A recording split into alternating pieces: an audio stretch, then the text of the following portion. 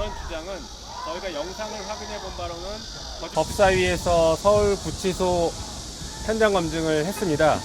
현장 검증에서 여러 가지 자료들을 확인했고, 특히 윤석열에 대한 체포영장 집행 과정에 대한 CCTV 영상을 저희가 열람을 했습니다.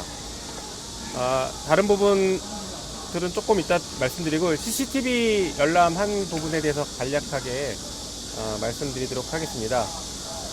윤석열에 대한 체포영장이 두 차례 시도가 있었습니다. 1차 집행이 8월 1일 9시경이었고요. 2차 집행은 8월 7일 8시경이었습니다. 두 번 다 결국에 실패를 했습니다. 하지만 알려진 것처럼 특검 측에서 인권을 침해하거나 무리한 집행을 하지 않았고, 적법 절차에 따라서 사전에 충분히 고지하고 과정들을 다 충분히 절차들을 보장해 가면서 집행을 했으나, 윤석열과 그 변호인들의 막무가내식 거부 그리고 궤변에 따라서 사실상 실패를 했습니다. 먼저 1차 집행 같은 경우에는 알려진 것처럼 윤석열이 속옷 차림으로 누워서 집행을 거부하면서 나에게 강제력을 행사할 수 없다 라고 강력하게 반발을 했습니다. 그러면서 몸에 손대지 마라 라고 하거나 변호인을 만나겠다 라고 하는 등 반말 위주로 집행을 거부하면서 저항을 했습니다. 그 다음에 2차 집행, 8월 7일의 2차 집행의 경우에는 역시 집행을 시도하려고 할 때 이미 속옷 차림으로 자리에 앉아서 성경책으로 보이는 책을 읽고 있으면서 집행을 거부했습니다. 다시 말해서 1차, 2차 두 번 다 속옷 차림으로 집행을 거부한 게 맞습니다. 그래서 2차 집행 때 출정과장이 옷을 입고 나와라 라고 하니 계속 내가 거부하는데 어떻게 집행을 하겠냐 라는 이유로, 그런 발언으로 계속 거부를 했습니다.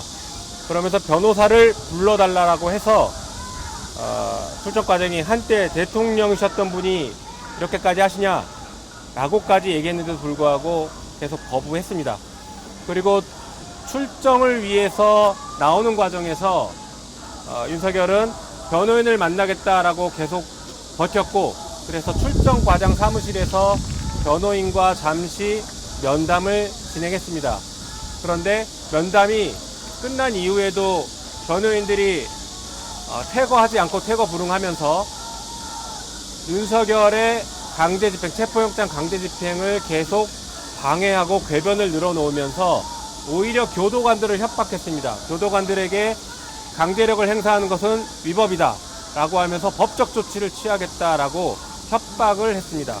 물론 윤석열 역시 같은 맥락으로 궤변을 늘어놓으면서 교도관들에게 협박, 그리고 특검 쪽에도 협박을 했습니다.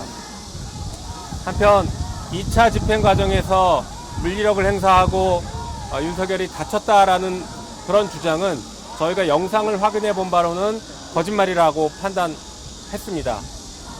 윤석열에 대한 집행은 사실 윤석열이 앉아있는, 다리꼬가 앉아있던 그 의자를 밖으로 끌어당기는 정도 수준의 물리력 행사만 있었을 뿐 강제로 드러내거나 끌어내거나 하지 않았습니다.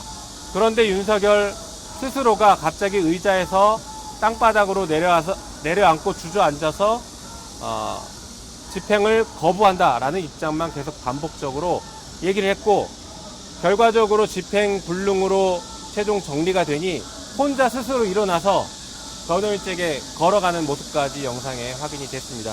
그래서 이런 점들을 종합해서 고려하면 특검 측의 영장 집행 과정은 불법이 없었다라고 저희는 보여지고, 오히려 윤석열 측에서 집요하고 반복적으로 정당한 법 집행에 대해서, 공권력 행사에 대해서 방해하고 저항하는 그런 모습만 고스란히 담겨 있었다라고 저희는 평가합니다.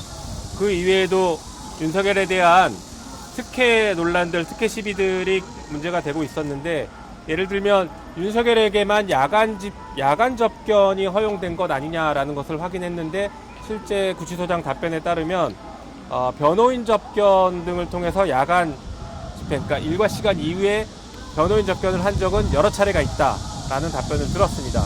그리고 이런 식의 야간 접견을 하려면 구치소장의 허가가 있어야 되는데 당시 구치소장이 이런 내용들을 허가했다라는 답변까지 들었습니다.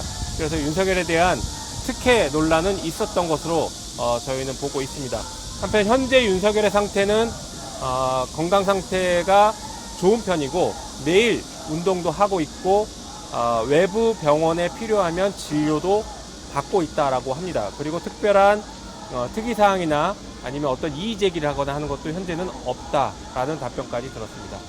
이 정도로 간략하게 말씀드리고 혹시 추가하실 의원님들이 있으면 짧게 말씀 주십시오. 예, 영상을 보았는데 정말 충격적이었습니다.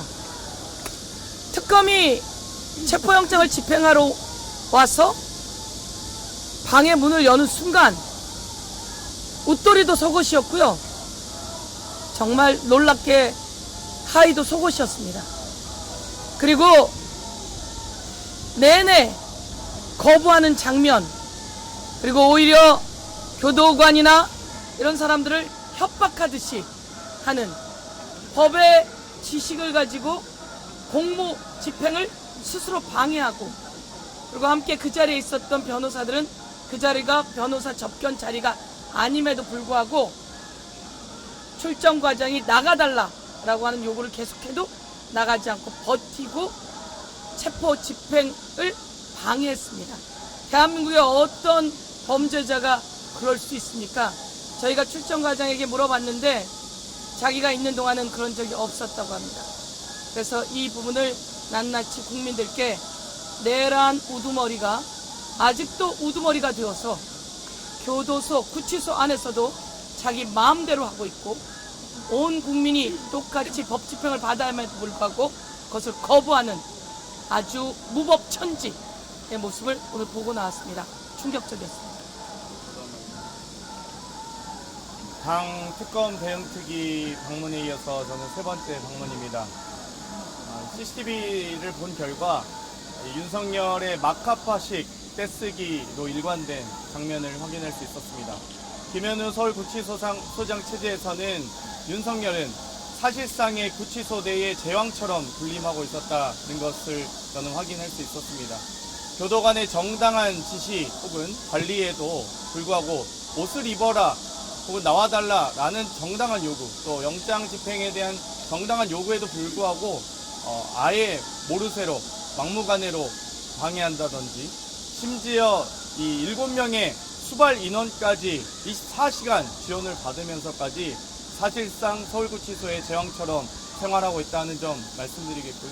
정당한 영장 집행을 방해한 변호인에 대해서도 적법하게 저희가 처리하도록 하겠습니다. 말씀 드리겠습니다.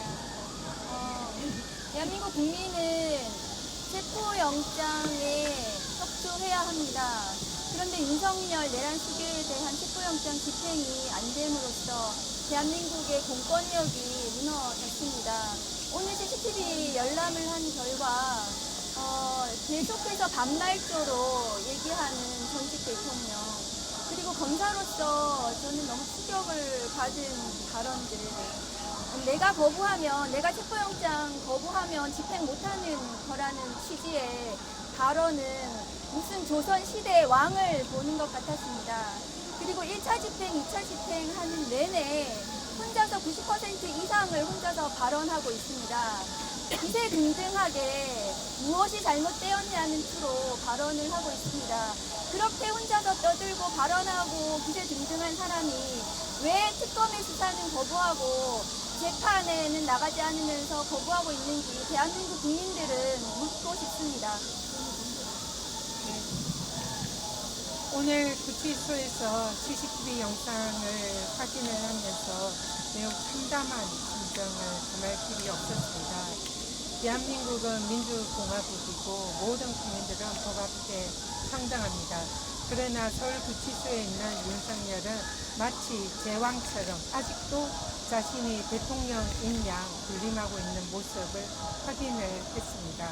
윤석열 씨가 주장을 하기를 서울구치소에서 그리고 자기가 알기는 이렇게 첩보영장 집행을 강제로 하려는 것은 사상 초유의 일이고 거기에 대해서 불법이다라는 터무니없는 주장을 하였습니다. 그러나 서울구치소 측에 따르면은 첩보영장 집행을 거부하고 사실상 응하지 않는 범죄자는 사상 초유이고 처음 있는 일이다 이렇게 주장을 했습니다. 어느 것이든 사실상 윤석열 내가숙의 혐의자는 보통 일반의 재소자가 하지 않는 사상 초유의 불법을 저지르고 있다 이렇게 생각을 합니다. 모든 재소자들은 첩보영장 집행에 공권력에 순응해서 적어도 조사를 받거나 재판에 출정을 하는데 윤석열 혼자만 첩보영장 집행을 거부하고 재판에도 출정을 하고 있지 않습니다. 전직 검찰총장이자 전직 대통령이었던 그런 내라숙의 혐의자의 법치주의를 부정하고 헌정질서를 부정하는 매우 참담한 모습을 오늘 CCTV에서 확인을 했다 이렇게 보고 말씀드립니다.